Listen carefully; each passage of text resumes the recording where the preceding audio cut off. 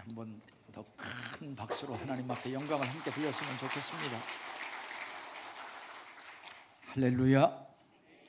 오늘은 특별한 주일, 이웃을 초청한 특별한 주일인데, 오늘 이 자리에 참여한 이 사랑하는 성도님들, 또 새로 오신 모든 분들, 주님의 이름으로 환영하고 주의 이름으로 축복합니다.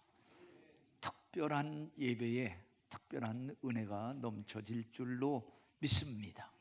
우리 옆 사람에게 건강하십시오. 우리 그렇게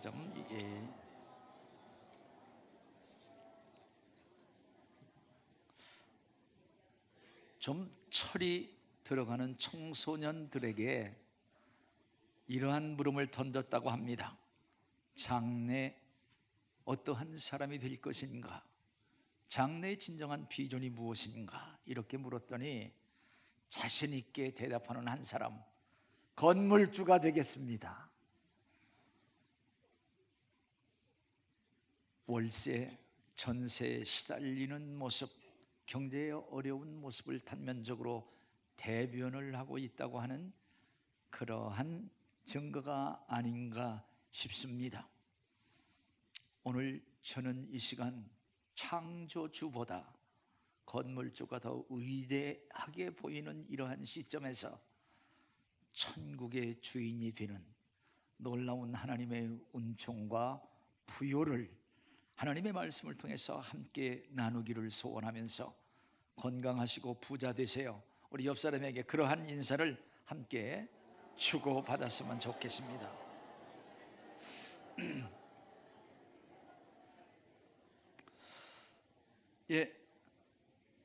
날씨가 이렇게 춥고 찬 바람이 우리 칼바람이라고 하는 그러한 말로 세게 불 때가 되면, 저는 군 생활을 하면서 잊어버려지지 않는 보초를 쓰던 그러한 생각이 주마등처럼 계속 저에게 떠오르죠.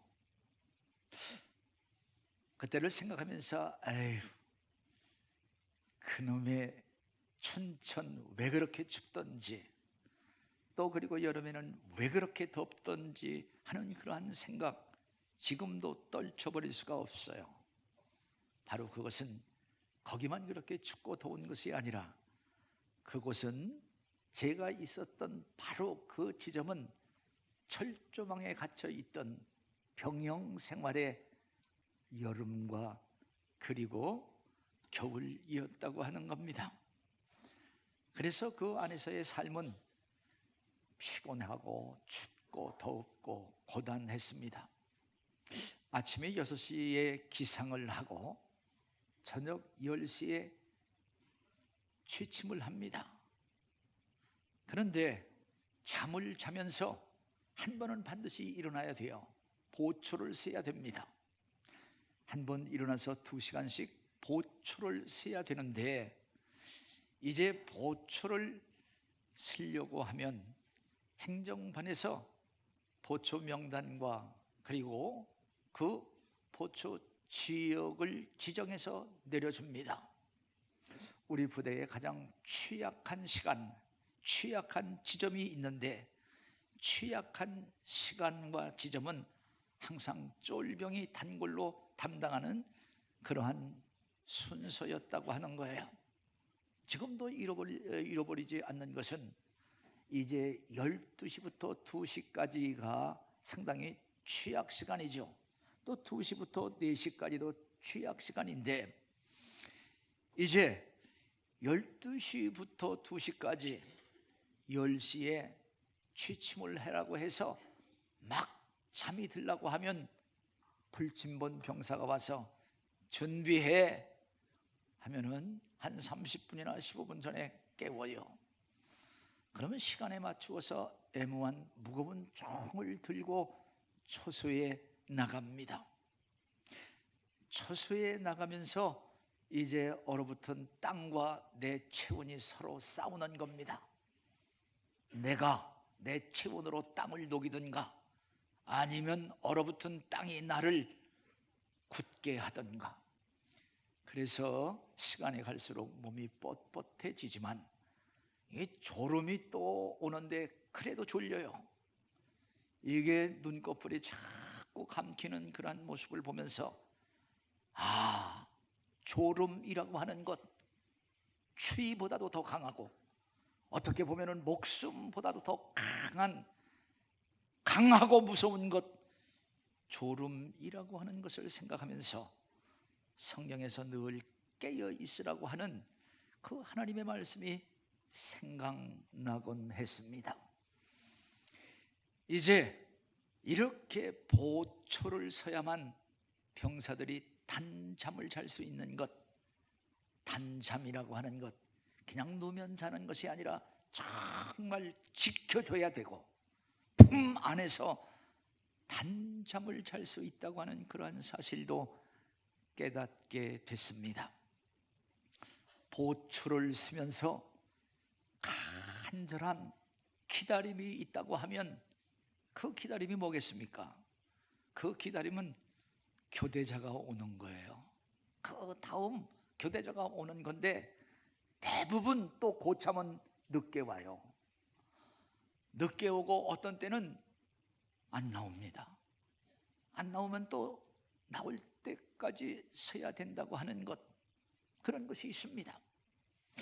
이러한 생활 속에서 하나 정말 파수꾼의 경성함, 이 파수꾼이 지키는 이 지킴 속에서 파수꾼의 진정한 기다리는 것은 교대 시간이고, 아니 해가 밝는 이제 이 보초의 끝 시간인데 이 보초가 기다린다고 하는 것은 진실합니다. 나가서 이 보초 파수꾼이 기다린다고 하는 것은 강렬함이라고 하는 그러한 사실을 다시 한번 깨닫게 됐습니다. 강한 기다림, 강한 간절함이 이제 이 보초 파수꾼의 기다림이라고 하는 그러한 사실을 성경 시편 130편에도 그것을 소개를 하고 있습니다. 사실 우리 인간은 무수한 기다림을 만들고 또 기다림 되어주고 기다림으로 사는 존재라 하는 사실입니다. 그것은 바로 기대이고 소망이기 때문에 그렇습니다. 진정 기다림이 없는 사람, 기다림이 없는 사람은 해가 떴으니까 일어나는 거예요. 또 배가 고프니까 먹는 거예요. 이런 사람은 내가 살아있으니까 그냥 사는 거, 생명이 있으니까 그냥 존재하는 자로 별 다름이 없지 않습니까? 그러나 기다린다고 하는 것, 그것은 내가 무엇을 심었다고 하는 겁니다. 씨를 심었기에 싹이 나는 것을 기다리고, 그리고 그 싹이 났기에 호미를 가지고 해가 뜨기를 기다리는 거예요. 일을 하기 위해서. 또 그런 것을 심었기에 가을 추수를 기다린다고 하는 그러한 사실입니다. 진정 노또를 산 사람만 행운을 기다릴 수 있는 것 아니겠어요? 기도를 한 자만이 하나님의 응답, 하늘 문이 열려지는 것을 기다리는데, 사랑하시는 여러분, 아름다운 것을 기다리며 사는 아름다운 사람이 되기를 주님의 이름으로 축복합니다. 복된 사람이라고 하는 것은 복을 기다리는 거예요. 복을 기다린다고 하는 것은 복을 주시는 하나님을 기다린다고 하는 거예요. 사랑하시는 여러분, 하나님을 기다리는 자들, 정말 하나님의 그 놀라운 은총을, 하나님의 지혜와 능력을 기다리며 사는 복 있는 저와 여러분 다 되시기를 주님의 이름으로 축복합니다. 그래서 시편 130편 보면은 다윗은 파수꾼이 아침을 기다리는 것보다 내 영혼이 주를 다 기다린다고 하는 그러한 기다림에 대한 고백을 성경은 우리로 하여금 읽게 하고 있습니다. 오늘 하나님을 기다린다고 하는 것은 안 오는 자를 기다리는 게 아니에요. 하나님은 신실하신 하나님이십니다. 하나님은 신실하시고 하나님은 전능하시기에 하나님을 기다리고 하나님에게 소원을 두는 자들, 그 마음의 소원을 이루어 주신다. 시편 37편은 우리에게 말씀을 하고 있습니다. 오늘 하나님께 아름다운 것을 기다리고 하나님께서 그 기다림에 응답을 주시고 아름다운 소원을 이루시는 진정 복되고 아름다운 저와 여러분 다 되시기를 다시 한번 주님의 이름으로 축복합니다. 오늘 하나님은 우리를 기다리시는 하나님이시라고 성경은 말씀을 하고 있어요. 하나님은 어떠한 기다림이냐면은 죽은 자가 살아나기를 기다린다고 하는 그러한 기다림으로 우리를 기다리고 있다고 하는 그 하나님의 간절한 기다림, 그리고 하나님의 진실한 기다림을 오늘 본문 말씀 누가복음 15장 24절에서 읽었습니다. 죽었다가 다시 살아났다고 하는 그러한 기쁨, 이러한 기쁨, 이 가슴을 우리로 하여금 보게 하시는 거죠. 사랑하시는 여러분, 세상에 가장 불쌍한 자 중 진정 불쌍한 자는 오지 않는 사람을 계속 기다리는 것, 오지 않는 사람을 가로등 밑에서 계속 기다리는 자만큼 이 세상에 불쌍한 사람이 어디 있겠는가? 나가서 죽은 사람이 다시 살아나기를 기다린다고 하는 것, 이거 얼마나 허망한 일이 아니겠어요? 이것보다도 허망한 일이 어디 있겠습니까? 그러나 오늘 하나님께서는 인간의 조소, 인간의 비난, 이러한 모든 것들을 하나님께서 다 쓸어 안고 진정 죽은 자가 살아나는 그러한 하나님의 기다림이 있다고 하는 그러한 사실입니다. 진정 모든 인류로 하여금 하나님께서 그러한 기다림을 만들으셨어요. 어떻게 만들으셨냐면은 독생자인 예수 그리스도를 희생시키고, 그리고 하나님께서 그 안에서 다시 살아나는 역사, 다시 그를 살려 하나님과 함께하는 놀라운 역사, 새로운 피조물, 새로운 창조의 역사를 만들어 놓고 기다리는 하나님이라고 하는 그러한 사실을 오늘 성경은 우리로 하여금 하나님의 마음을 보게 하고 그 하나님의 마음을 읽게 하는 그러한 내용이 오늘 내용이고, 그것을 예수 그리스도께서 성경으로 말씀하시죠. 예수 그리스도, 그는 보이지 아니하는 하나님의 형상, 볼 수 있는 형상이라 하는 거예요. visible image, 볼 수 있는, 하나님을 볼 수 있는 형상으로 우리에게 오시고 하나님의 마음, 하나님의 가슴을 열어볼 수 있도록 오늘 우리에게 누가복음 15장 말씀은 우리에게 하나님의 마음을 열어보게 하십니다.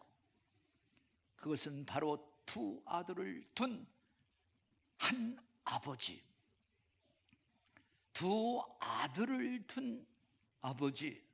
큰 아들은 아버지의 말을 잘 들으면서 우리 생활에 아주 부지런한 착실한 사람이었는데, 둘째 아들은 철부지였다고 하는 거예요.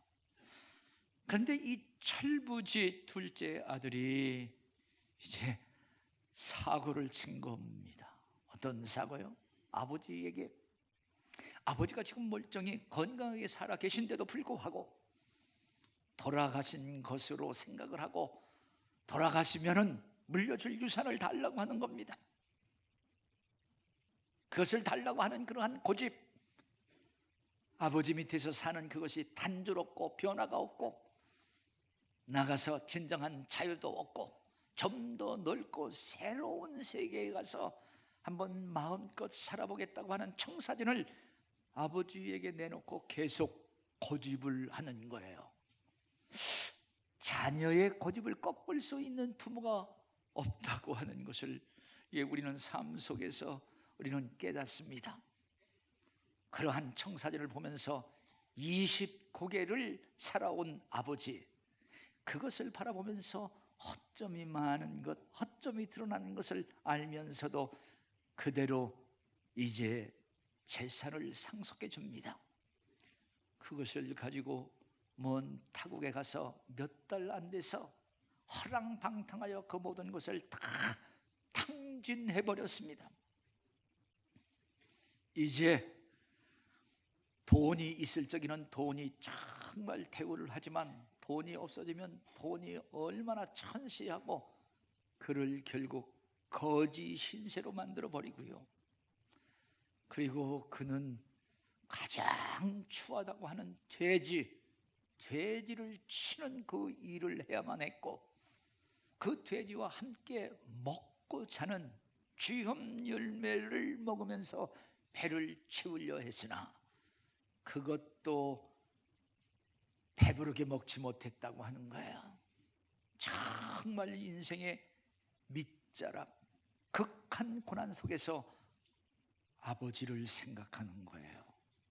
그때가 행복했던 그때를 깨닫게 되는 겁니다. 오늘 인생의 고난과 역경, 그냥 아픈 것만 아니라 진정한 보화를 발견하는 귀한 접촉점이 된다고 하는 교훈도 다시 한번 우리가 생각을 하게 됩니다. 여기서 이렇게 죽을 수가 없고 나는 이제 아버지에게로 돌아가리라. 그런데 더 이상 내가 아버지라고 부를 수 없는 아들이라고 하는 것을 그가 깨닫고, 나는 이제 아들로 돌아가는 것이 아니라 아버지 집에는 여러 모습이 있는데 그 모습 중 하나로 내가 돌아가리라, 이렇게 생각하면서 이제 그는 일어나 아버지의 집을 향한다고 하는 거예요. 그러면서 이제 집에 가까울수록 더 걸음이 무거워지는 것은, 아버지가 나를 받아주실까? 진정 가까워질수록 두려움이 있고 죄에 대한 무서움이 자꾸 그를 짓누르는 거예요. 아직도 자기의 집이 먼데 한 사람이 저 멀리서 사방을 두리번거리는 그러한 모습을 보죠. 점점 가까울수록 그 모습이 익숙해지는데 바로 그가 아버지였다고 하는 거예요. 아버지가 먼저 알아보고 거기서 달려와서 그 둘째 아들 목을 안고 그리고 그에게 입을 맞추며, 오늘 15장 24절 같이 한번 그 고백을 같이 한번 읽겠습니다. 다 같이 읽겠습니다. 24절 시작. 이 내 아들은 죽었다가 다시,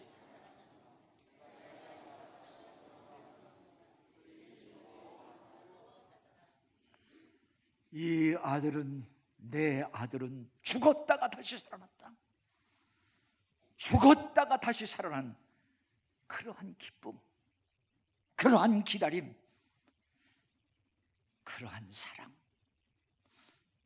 오늘 그래서 이 아버지는 살찐 송아지를 잡고 그 다음에 이웃들을 초청해서 잔치를 벌였다고 하는 그러한 사실입니다. 오늘 이 아버지가 기다리는 것, 기다림을 만드는 것 아니겠어요? 기다림이라고 하는 것은 그냥 생겨나는, 자연적으로 생겨나는 것이 아니라 기다림은 만드는 것이다. 어떻게 만들었어요? 이 아버지가 사랑과 용서를 가지고 기다림을 만드는 거예요. 그를 기다리는 거예요. 그것은 죽었다가 다시 살아나는 기쁨, 잃었다가 다시 찾은 그러한 기쁨. 오늘 이 아버지가 하나님의 마음이고 하나님의 가슴이라고 하는 그러한 사실을 우리로 하여금 보게 하고 읽게 하는 것, 예수 그리스도의 복음, 이것이 바로 굿뉴스라고 하는 그러한 사실입니다.